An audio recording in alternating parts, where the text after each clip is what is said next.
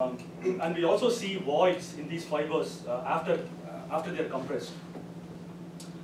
And we are also interested in characterizing these fibers at high strain rates. So for that, we are collaborating with RB Research using their smaller diameter Kolsky bar to characterize these fibers at high strain rates. So for this project, we just recently obtained funding for this project. So the uniqueness of this project is to develop multi-axial failure envelope and to understand the material failure when the material experiences multi-axial loading. And interestingly, unlike Kevlar, these fibers show an increase in area when compressed, whereas Kevlar, the area remains almost constant. So our current thinking is this is related to the void mechanisms in the fiber. So to better understand that, we are looking at the compressed fiber cross sections using atomic force microscopy to better understand the void related mechanisms. So now I'll switch gears a little bit and talk about our work in composites. So in composites, the energy absorption performance depends on its constituents, that is fiber, matrix, and interface. An interface is a small region, typically of the order of 100 nanometers in our case, that develops during the processing of composite when the resin cures and reacts with the fiber sizing. So this sizing is a coating that is applied on the fiber during its manufacture, typically silane in the case of glass fibers. So our interests here are to understand the delamination mechanism during impact. So delamination is an important interface-related energy absorption mechanism during ballistic impact of these composites. So here we are interested in S-class fiber epoxy resin composites. So to measure the degree of adhesion and the interface shear properties, we are considering this microdroplet experimental method, where a resin droplet is deposited on a single fiber. Here the typical diameter is 10 micron of the fiber. And this resin droplet is then sheared off from the fiber by using knife edges. And then one can determine the average interfacial shear strength. So we also collaborate with my colleague who has developed this high strain rate experimental technique to load these interfaces at high strain rates. So he has used a modified tensile Hopkinson bar to do this. And his results show that interface properties at high strain rates may be dependent on the strain rate, local strain rates. So he's showing about 40 to 50% increase in the interface shear strength at high rates compared to quasi-static loading. And our goals here are to establish high strain rate interface properties using this traction separation behavior. So stress strain response, if you will, of this interface.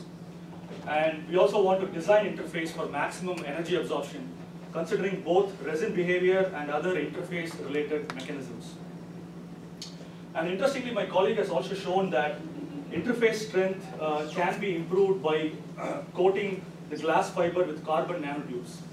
So his results show that when we coat these glass fibers with 2 micron thick carbon nanotubes, the interface shear strength increases by about 60%.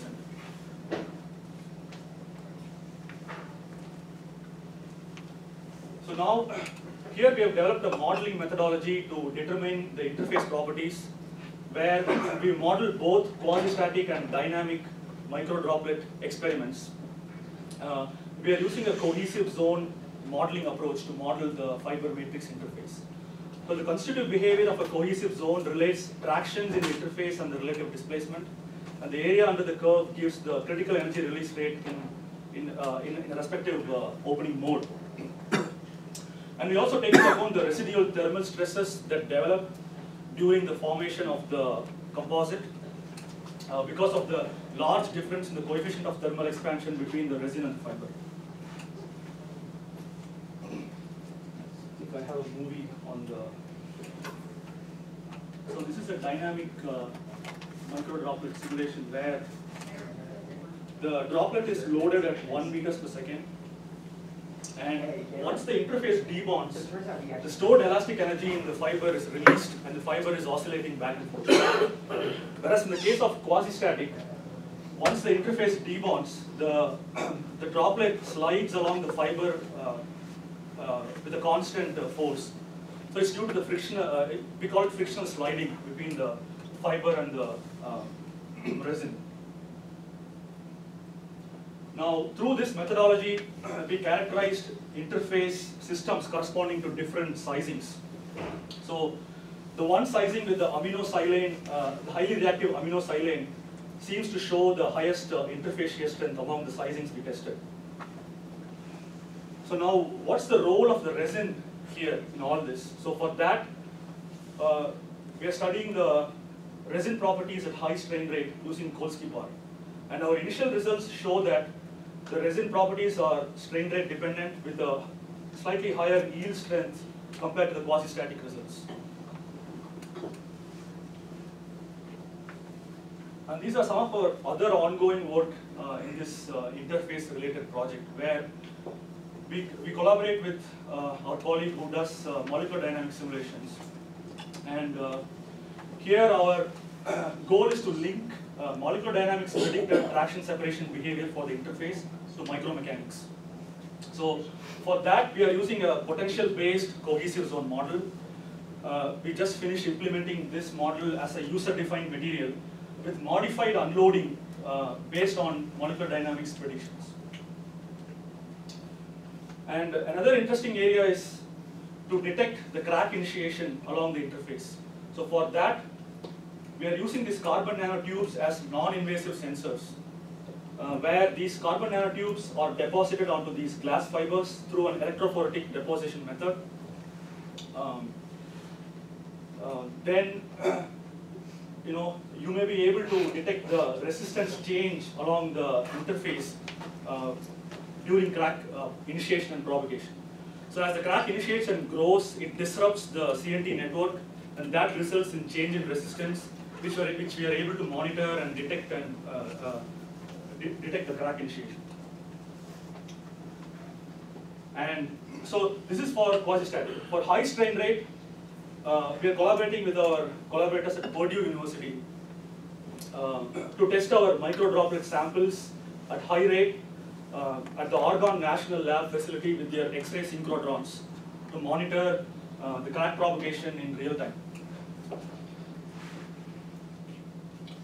So for these projects, we had an opportunity to write annual program plans to renew the funding for these projects.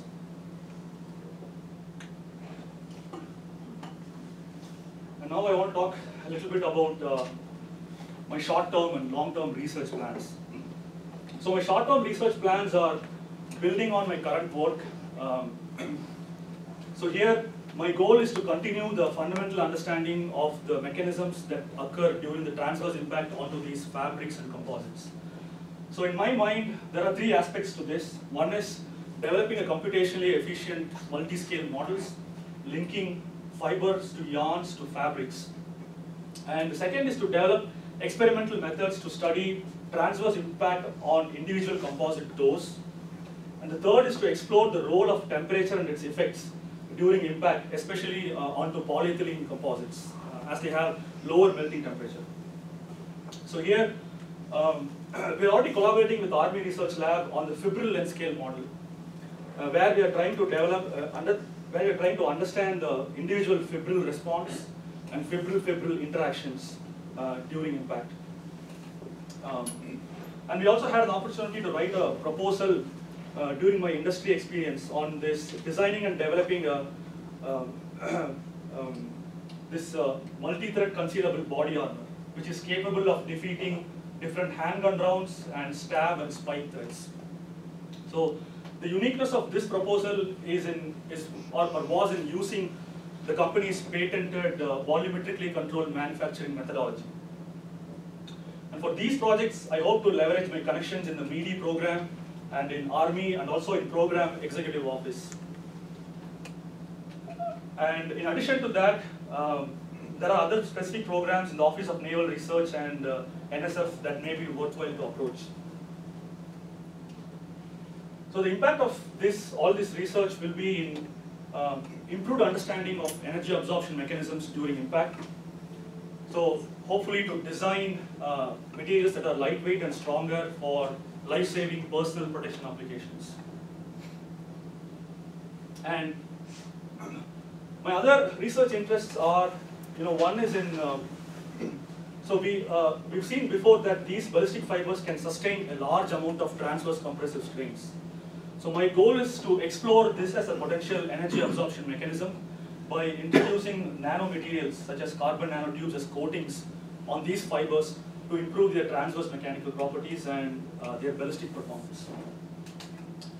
And so this is one of the market forecasts for composites industry, which shows a very optimistic increase. The composites value in North America is forecasted to reach just over $10 billion by 2019. So this is mostly driven by automotive industry to meet the CAFE standards for the fuel economy. So here, I understand from my experience in working from Ford Motor that large-scale finite element modeling and crashworthiness analysis is a significant component of product development. So the automotive company is considering, or they're already doing this, replacing the metallic structures such as B-pillar and roof with composite materials. So my goal here is to develop validated constitutive models for composite materials through a combination of experimental and modeling techniques. So here I hope to leverage my connections in Ford and BMW for these projects. And here I want to talk a little bit about my long-term research plan. So I'm interested in both fundamental and applied research to make meaningful contributions in the composites field to develop materials that are lightweight and stronger for personal protection and other applications. So to design new materials, I think it is essential to have a multi-scale approach, which requires both multi-scale modeling and experimentation. So therefore, my long-term research goals are in multi-scale experimental characterization and modeling methodologies that eventually will lead towards a materials by design framework. So the idea of materials by design here is to design or tailor the materials, exploiting their multi-scale architecture with specific properties for particular applications. So for example, let's say I'm interested in designing or improving the ballistic impact performance of composites. So from a mechanics viewpoint, one can explore what are the properties and mechanisms that are responsible. And from a materials perspective, one can investigate what processing and microstructure will translate these properties. And part of my vision is also to put together a research team that nurtures collaboration, creativity, and innovation with the philosophy that good people do good research, not just good tools and good equipment. And my approach towards students is to have a strong commitment for students' professional development and also encourage collaboration and independent and critical thinking. And also to encourage thinking and dreaming big, and also facilitate learning by celebrating their success.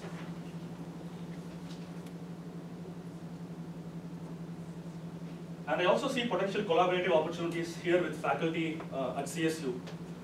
So I just want to give just one example where I see connections in the area of nanocomposites with Dr. Holland. This idea of introducing these carbon nanotubes on these ballistic fibers may leverage his expertise in materials processing and synthesis.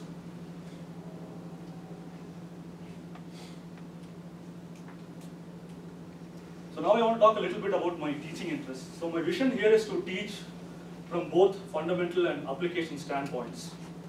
And I intend to structure the courses to help students understand the underlying physical and mathematical principles. And to me, teaching is a privilege and an opportunity to mentor next generation scientists, engineers, and teachers. And I also hope to excite and attract students to my research lab. I hope to bring in my industry experience into teaching. So potentially use collaborative student projects to promote learning and innovation. And with my industry experience, I may be able to connect to the class with a career focus and help students develop projects leveraging industry partnerships. I've listed some of the courses that I'm interested in teaching. So the current courses in your curriculum that I'm interested are, one is finite element analysis and the other is advanced composite materials. I'm also interested in developing new courses. One is on continuum mechanics and also courses on solid mechanics, introduction to engineering materials, introduction to finite element techniques and introduction to composite materials. And I'm also excited to teach a course on finite element modeling and simulation lab at both undergraduate and graduate level. I'll talk a little bit about this in detail in just a minute. So the introduction to composite materials course, in my mind, will introduce the students to fiber reinforced composite materials and their applications, and also composites manufacturing, and develop an understanding of micromechanics and laminate theory. Continuum mechanics is one of my favorite courses. This course will introduce key ideas in mechanics, such as theory of stress, kinematics of deformation, balance laws, and constitutive theory. I feel a deeper understanding of these courses will lay a solid foundation for graduate research and also for a career in computational solid mechanics. So I want to spend some more time talking about this finite element modeling and simulation lab.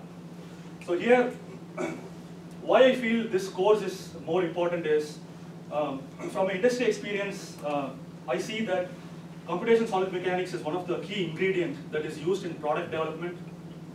And also we use a lot in research, in industry related to aerospace, automotive, energy, civil, to name a few.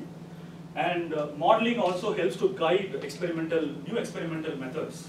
And modeling also helps to understand complicated experimental results, helping to advance our understanding of the phenomena during experiments. So I had an opportunity to model these roadside safety structures during my master's program. I have a movie here. This is impact of a Chevy pickup truck onto this roadside safety structure. And I also have an experimental video of that. So what happens here is, when impacted, so this is called an N terminal, and there is a W steel beam or a beam guardrail on this. So when impacted, this N terminal flattens this W-shaped section, and this flattening process dissipates energy and stops the vehicle to controlled stop. So I was excited to see the models correlate to the experiments. And we also used finite element modeling and simulation tools to design this NIJ, that is National Institute of Justice, level 4 body armor plate during my industry experience. And I also feel that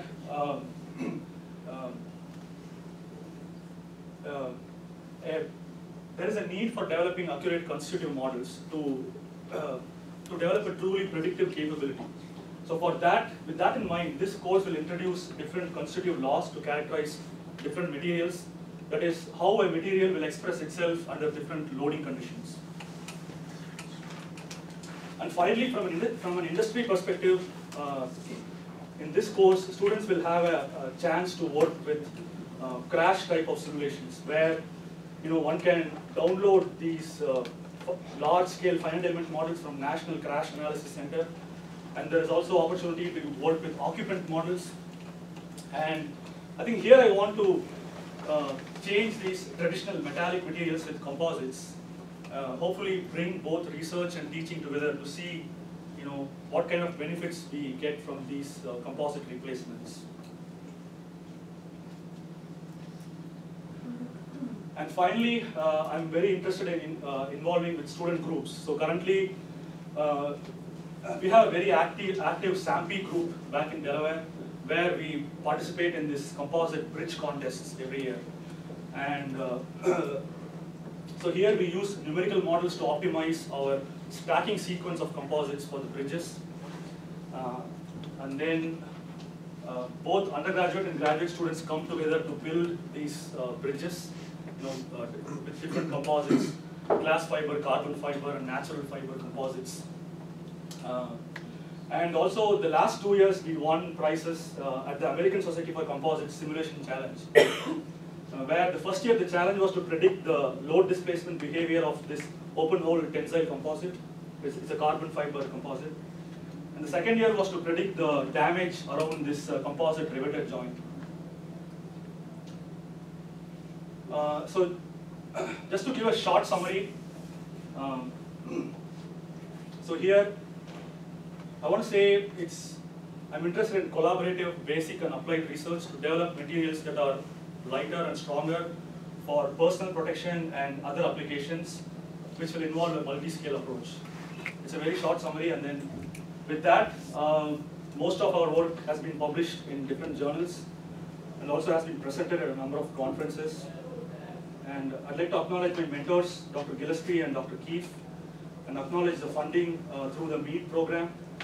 And I also want to acknowledge the undergraduate researchers that worked with me, Patrick, Reed, and Michael, and our collaborators at ARL, Drexel, Purdue, and Johns Hopkins, and Dr. Jeffrey Frey back in Delaware for supercomputing support. And with that, going in the wrong direction. Yeah. Thank you for the attention, and I'd be happy to take any questions.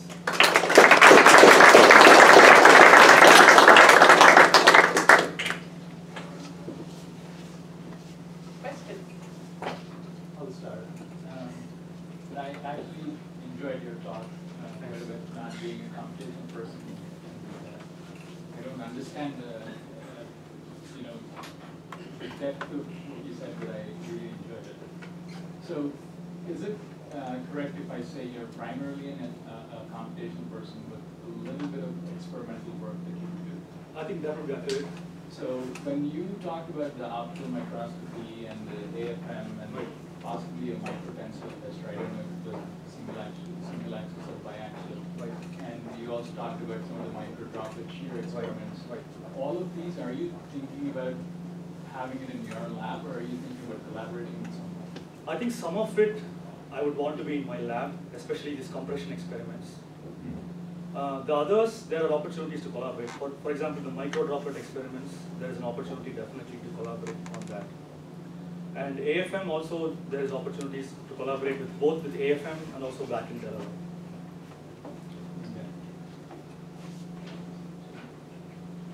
I have more questions than the others. Now, by some metric, can you discuss where the body armor technology is today? And with all this modeling and improvement, and whatever you might imagine as the best, where will it all go? I think right now, at least from an industry perspective, the design is mostly, you go and shoot and then design. So you change the number of layers and then you go and shoot again and then you design the system. So because the body armor design involves, one is there is a life aspect to it, and the other is there is a failure aspect to it. From a computational perspective, it is, to me at least, it's very challenging to predict failure or to understand material failure itself. So right now, at least whatever I'm doing and whatever the program is doing is to try to get a better sense of what's going on at the lower and lower length scales. So we better learn and understand these failure and then be able to develop a predictive capability of these ballistic systems. So in terms of metric, I think V50 is one that has been commonly used to characterize these systems. So V50 is a ballistic limit. So it's a probabilistic impact velocity. So you keep so they shoot 10, 20 times, and then you record the impact velocity, and then they do a statistical analysis to come up with this. It's a probabilistic number. It says that the projectile will perforate the armor system 50% of the time. So that is V50. And V0 is the projectile will never penetrate. So I don't know why V50 has been used forever, or has been used until now. Not V0, but it's V50. So personally, if I'm designing an armor, I'd probably lean towards V0 than. Yeah. So I think that's been more or less regulated by the National Institute of Justice. They have their standards. And Now, how much higher can this B50 go by doing all of this stuff? I think the idea is not just that, also to make the system lighter. Either B50 can stay the same and make the system lighter, or you increase that and bring it both down. So I think it can go in both directions, or can go simultaneously. Did that answer? I kind of struggle to give a number or anything on this metric. That's. Oh, you go ahead. Go ahead, sure. So you're primarily modeling, computational modeling. So I'm curious about the physical modeling part. And are you developing physical models based on simulation, or are you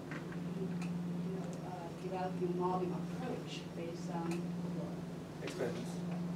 I think so far it has been experiments developed based on models, or it can be also the other way around, where we have some experiments in the literature where we want to model and better understand what they have done. So we have done both. Okay. So for the part of, I guess when you do the finite element modeling, all that is primarily applications. You take the Right. software, trying to study the materials, and also you mentioned that one of your research interests is that you want to see the interface between the materials, right? The energy, Right. and then across this interface, the discontinuities, all that can be really important. Right. Can you comment on what are the potential difficulties in physical modeling and the numerical modeling perspectives? Right. I think from a numerical modeling, I think always crack propagation is a very complicated issue to me. And for that, currently we are using this cohesive models, which has its own very many limitations. So for the, one of the other things that we are exploring is this non-local modeling approaches, where we are trying to come up with linking different length scales through this non-local approaches. One is to make the models more computationally efficient, and the other is to make the models more physically based instead of just calibrating the models to experiments. So that's one. And experimentally, I think now we are excited that there is a 5 million frames per second high-speed camera that with Purdue we collaborate with. So we are able to use that at the Oregon National Lab, where you use X-rays on the interface. So the X-rays are flashing when the material is being pulled in high speed, and the X-rays are collected with a mirror and a high-speed imaging system.